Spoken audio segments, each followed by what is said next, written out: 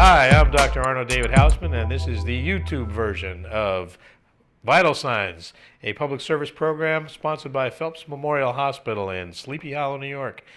Today's topic is the non-surgical management of the arthritic knee.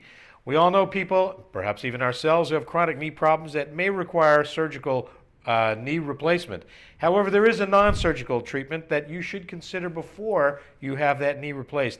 With me, I have an expert on this treatment. Dr. J.Robert Seebacher has done more than 2,000 knee replacements and now is willing to tell us the secrets of non-surgical management. Dr. Seebacher. Good morning, Arno. Thanks for having me in.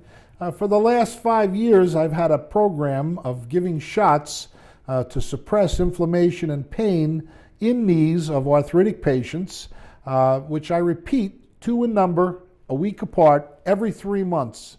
We couple that during the first 3-month period with an intensive strengthening program for the surrounding and supporting muscles and joints, the buttocks, the thigh, the calf, and the abdomen, to make the patient strong and flexible to cushion and protect their damaged knee, whereas every 3 months they'll get 2 more shots to suppress the inflammation and keep them going.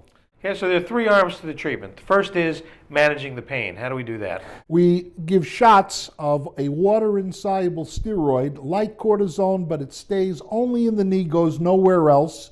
And once the knee is quieted down and feeling pretty good, a week later, we give a syrup injection of sodium hyaluronate, a mucus-like material, which, if placed in a knee that's already quieted down, sets up a situation where inflammation, which is the main cause of pain in the knee that's irritated, is suppressed for 8 to 10 weeks. So the pain is under control. What's the next step? To get the patient stronger in the buttocks and thighs with physical therapy.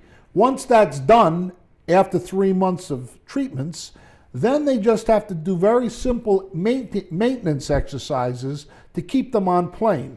But those exercises for the first get-go, serious, concentrated physical therapy. Right. We're not talking about hot packs and massage.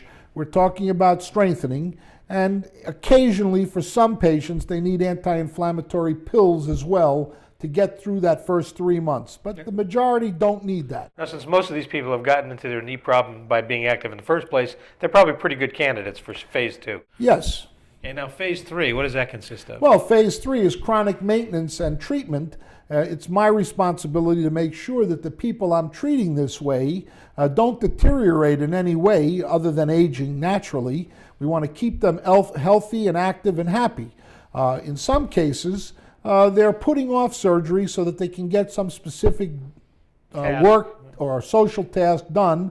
And once that's over, they say, okay, I'm ready for the knee replacement. Thank you. That was a great year or 2. It was not nearly as bad as it was before I met you. Other times they stay in it for 3, 4, 5 years at a time, quite satisfied. So you have 3 basic populations that undergo this treatment.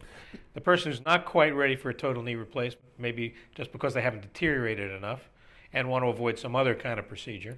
Very important that you say that, because there are lots of procedures out there of not fully proven or highly successful nature being offered to patients who are not ready for knee replacement but clearly need more than trimming. Okay. A second group who probably need their knee replaced, but for social reasons or for financial reasons or for whatever, are unable to have that knee replacement at that particular time. That's true. So that's a delaying tactic. There's a lot of those people out there, because most people, if they had the chance, would just as soon not have a big operation.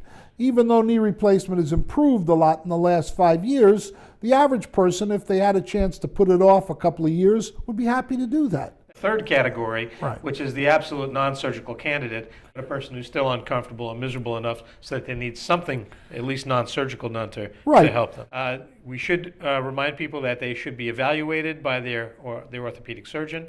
That certainly this is offered in your offices, and the number should be hopefully trailing down here somewhere. Dr. Seebacher, it's been a pleasure. Thank you.